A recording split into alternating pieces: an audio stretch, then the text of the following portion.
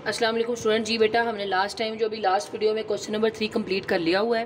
Question number 4 करने से पहले बेटा कुछ कॉन्सेप्ट लेने पड़ेंगे, वो मैं आपको बता रही हूँ। को फैक्टर एंड माइनर का कॉन्सेप्ट लेना पड़ा है। मैं बुक से देखती हूँ कि इसकी डेफिनेशंस कहाँ लिखी हैं, तो वो आपको मैं अंडरलाइन करवा दूँगी जी। पेज नंबर 101 पे अगर आप निकालो तो आपको माइनर एंड को factor of an element of a matrix मिलेगा। माइनर यहाँ से आपने इसकी जो है ना वो डेफिनेशन पढ़नी है, मैं आपको इसका कॉन्सेप्ट देती हूँ। और नेक्स्ट पेज पे को फैक्टर की डेफिनेशन है, मैं आपको बताती हूँ, लेकिन इसको अंडरलाइन कर लें, दोनों करनी है।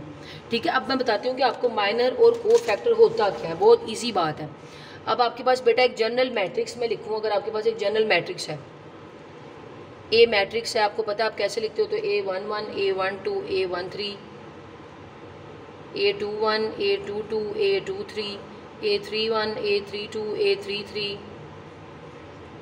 इसका कहते हैं जी माइनर निकाल के दें, माइनर ऑफ एन एलिमेंट। और वो एलिमेंट उसने कहा किसका एलिमेंट का माइनर निकाल के दे जी हमें A12 का। किसी भी एक एलिमेंट का माइनर चूज़ करना होता है, कैसे निकालोगे, कहाँ A12, ये A12। अब कैसे निकालते हो, आप देखते हो किसका माइनर का है, उसको पकड़ते हो, देखते हो सर क्या क्या लिंक है, ये लिंक है और ये लिंक है, उसको ख़त्म कर देते हो। जैसे हम वो नहीं निकालते एक्सपेंडिंग में काम, वो वाला। बाकी क्या बचा, हमने कहा जी हमने माइनर को m से शो करते हैं और जिस एलिमेंट का निकाल रहे हो वो यहाँ लिखते हैं। और अब आपके पास क्या आया माइनर में, क्या बचा, ये चार चीज़ें।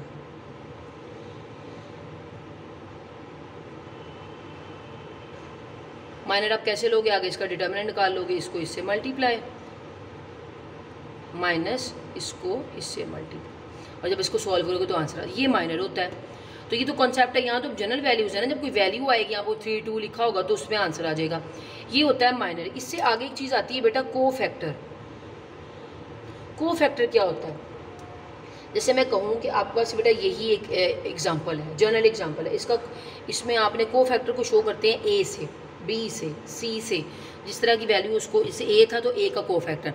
और उसने कहा जैसे माइनर एक अलग चीज़ है, माइनर में सिर्फ वो डिटर्मिनेंट आता है, को फैक्टर बड़ी चीज़ है। को फैक्टर में क्या आता है, सबसे पहले आपने फॉर्मूला होता है इसका जनरल -1, ठीक है। -1 के बाद ये फॉर्मूला है I + J × MIJ, यानी को फैक्टर में माइनर आएगा।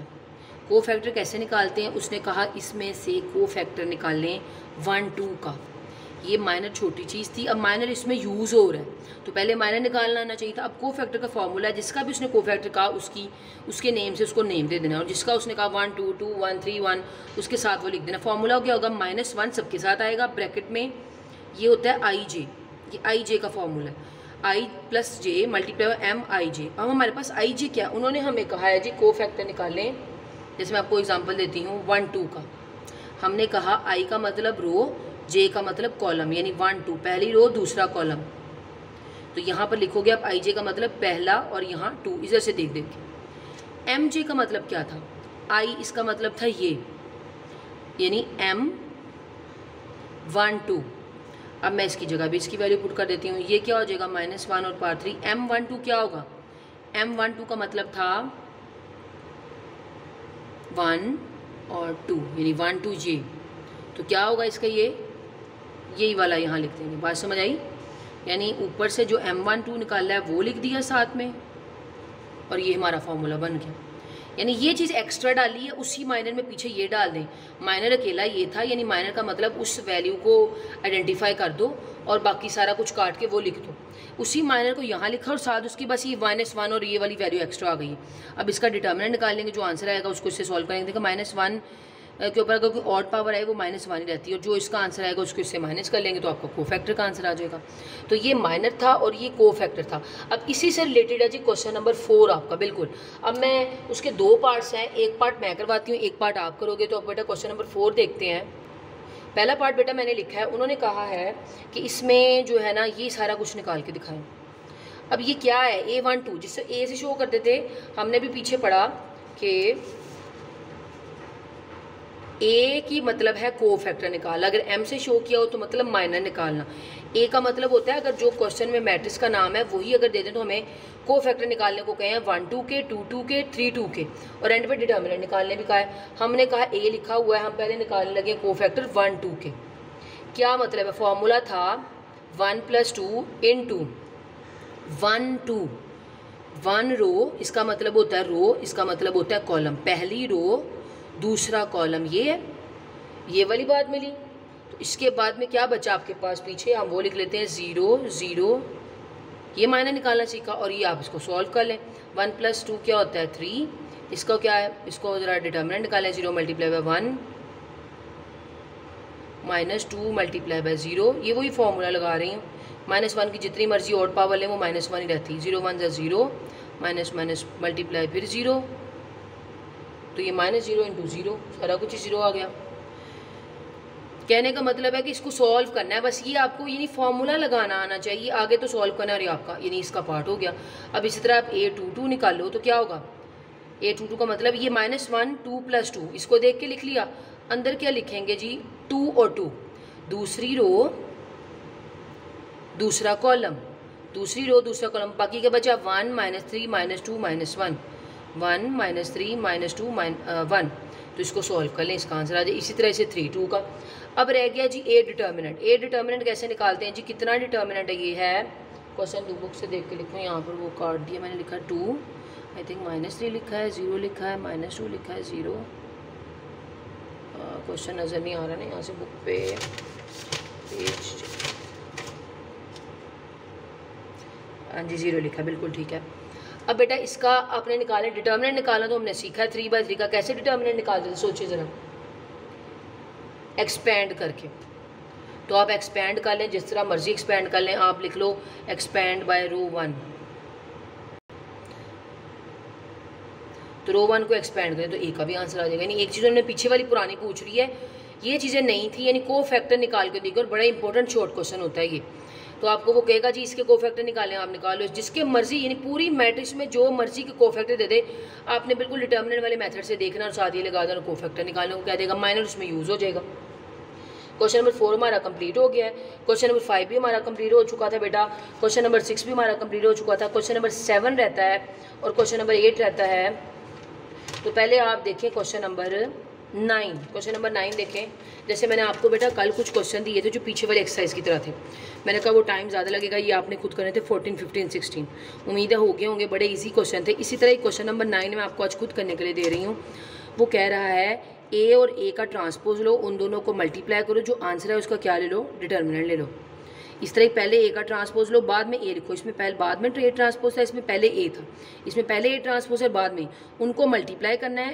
पहले ए तो लिखा होगा, ए का ट्रांसपोज लेंगे, उन दोनों को आपस में रख के मल्टीप्लाई करेंगे, जो आंसर आएगा उसका क्या ले लेंगे, डिटर्मिनेंट। और डिटर्मिनेंट इतना आसान होगा, क्यों, क्योंकि इसमें जो मैट्रिक्स दी हैं वो छोटी वाली दी हैं, तो आम डिटर्मिनेंट कौन सा, वो क्रॉस मल्टीप्लाई हुआ, 3/3 का डिटर्मिनेंट नहीं, एक्सपेंडिंग नहीं करनी पड़ेगी। तो बिल्कुल आसान क्वेश्चन है, इसको कर लीजिएगा, ठीक है, बड़ा इजीली हो जाएगा आपसे। क्वेश्चन नंबर 10 मैं अभी करवा रही हूँ आपको, देखते हैं 10 क्वेश्चन लिख के देती हूँ मैं आपको। क्वेश्चन नंबर 10 बुक से रीड करें, उसने क्या कहा हुआ है बेटा,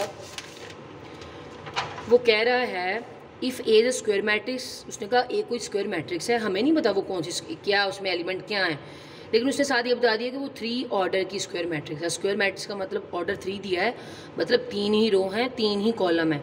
हम जनरल मैट्रिक्स खुद बनाते थे ना, तो हम वैसी मैट्रिक्स बनाएंगे। फिर उसने कहा अगर ऐसी हो तो शो ये करो कि अगर आप के को ए से मल्टीप्लाई करो, उसका डिटर्मिनेंट लो, या आप ए का डिटर्मिनेंट पहले लो और उसको के क्यूब से मल्टीप्लाई करो, तो दोनों का आंसर इक्वल है। या हम कहें कि हम अगर इसको सॉल्व करें तो आपका आंसर ये वाला आना चाहिए।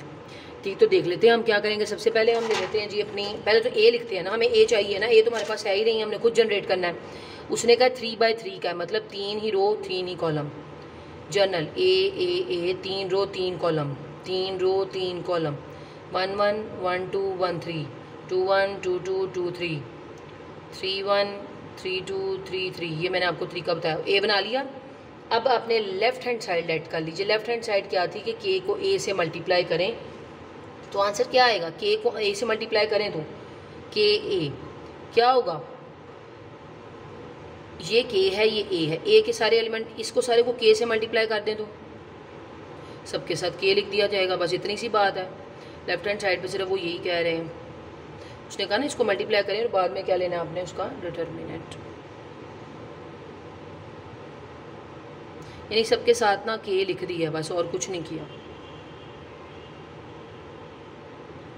ठीक है। आगे हमें हमें उसने कहा है कि ये अगर ले लिया है तो इसके बाद इसका वो भी लो, डिटर्मिनेंट भी लो। हमने कहा जी इसका ले लेते हैं डिटर्मिनेंट, यानी उसकी जगह मैट्रिक्स के साइन की जगह क्या डाल दिया जी, डिटर्मिनेंट। उसी का डिटर्मिनेंट आना था ना, उसी मैट्रिक्स को अब डिटर्मिनेंट में चेंज कर दिया।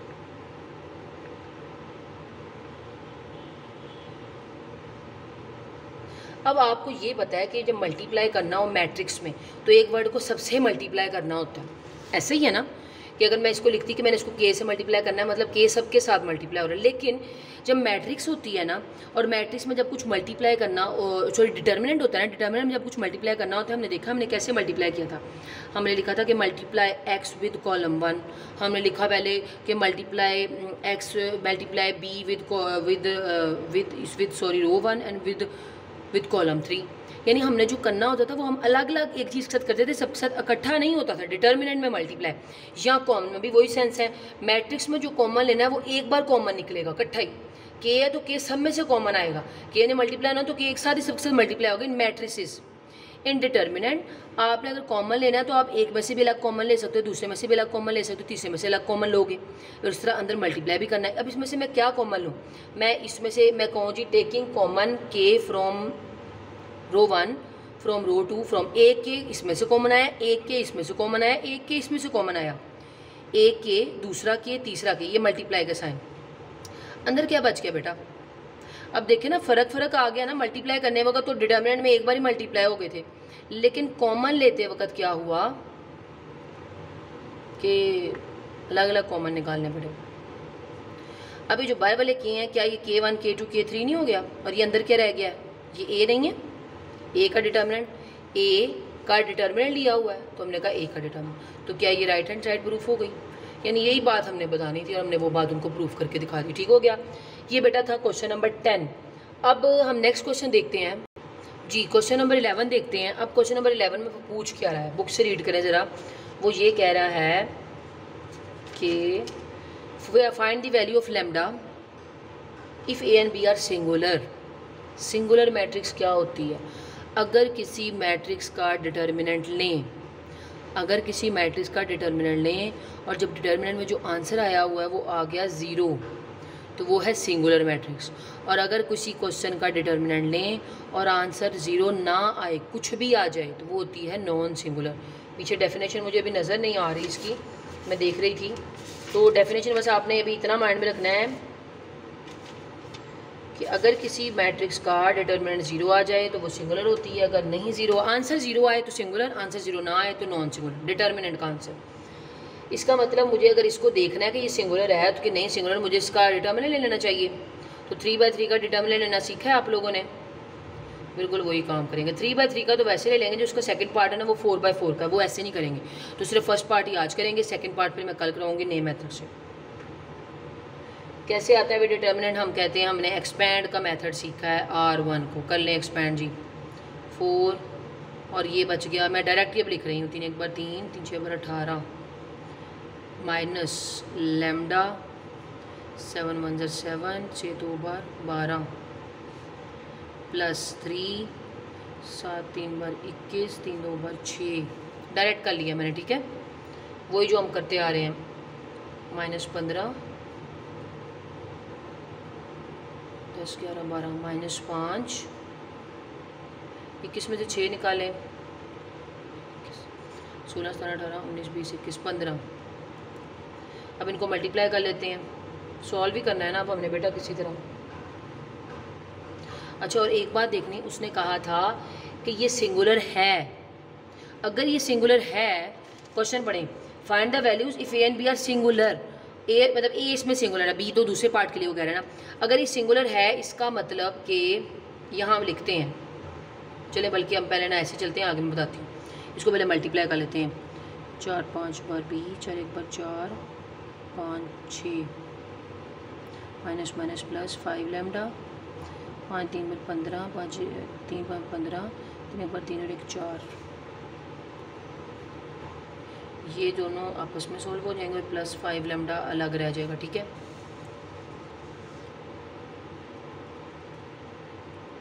माइनस माइनस प्लस, 60 में ये डालें, 9 10 100, बड़े का साइन माइनस। अब बेटा हमने लैम्डा की वैल्यू निकालनी थी ना। हमने कहा कि इफ़, उसने कहा था ए और बी, हम अभी ए क्वेश्चन की बात करें तो if A is singular then A का डिटरमिनेंट क्या होना चाहिए, 0 इक्वल होना चाहिए। ये बात हम अब नीट में लिख रहे हैं। हम उसने कहा था ए सिंगुलर है, अगर ए सिंगुलर है तो उसका मतलब ए डिटरमिनेंट इक्वल टू 0। तो क्या मैं इस ए डिटरमिनेंट की जगह 0 रख सकती हूँ? तो मैंने क्या किया, 0 और यहाँ पर आ गया ये, यानी वो 0, ये 0 के इक्वल था ना, ये सारे डिटरमिनेंट 0 थे, तो हमने लिख दिया। आप ऊपर से चाहे 0 रखते आओ और ये रीज़न ऊपर लिख दो, चाहे सारा हल करके एंड पे लिख दो। अब यहाँ से लैम्डा की वैल्यू चाहिए तो इसको ले गई उधर, यहाँ रह गया 5 लैम्डा, लैम्डा चाहिए, लैम्डा अकेला रह गया, 105 के नीचे आके 5 डिवाइड हो गए। ठीक है, अब क्या करें, इसको यहाँ निकाल लेते हैं। लैम्डा की वैल्यू क्या आ गई, 5 2 बार 10, 5 1 बार 5, लैम्डा आ गया जी 21। अच्छा, यहाँ पर जो है ना साइन प्लस आना था, यहाँ प्लस आना था, यहाँ बचना था 15। ये थोड़ी सी वो ना वो कैलकुलेशन में हुई है गलती, यहाँ 15 आना था, यहाँ भी 15 आना था, पीछे से आंसर देखा है मैंने, तो ये 5 3 बार 15। ठीक है, वो वैल्यू बस थोड़ी सी गलत पुट हो गई थी, बाकी मेथड तो वही है। तो अगर किसी मैट्रिक्स को उन्होंने कहा है कि वो सिंगुलर है तो उसमें से आप किसी की वैल्यू फाइंड कर सकते हो। जैसे उसने मेयान, उसने कहा ये सिंगुलर है तो उसने कहा ये लैम्डा की वैल्यू फाइंड करें। जब वो सिंगुलर था तो हमने सारा सॉल्व किया, एंड पे सारा कुछ हल हो गया, लैम्डा अकेला बच गया और उसकी वैल्यू आ गई। अब बेटा इसका सेकंड पार्ट नहीं है अभी ये करना, वो मैं कल कराऊंगी। एक क्वेश्चन नंबर 12 देखें, वो क्या कह रहा है। उसने कहा which of the following matrix are singular, which of them not. उसने कहा, इसमें उसने कहा था वो सिंगुलर है, वो सिंगुलर था तो हमने क्या किया, उसका आंसर इक्वल टू 0 रख दिया।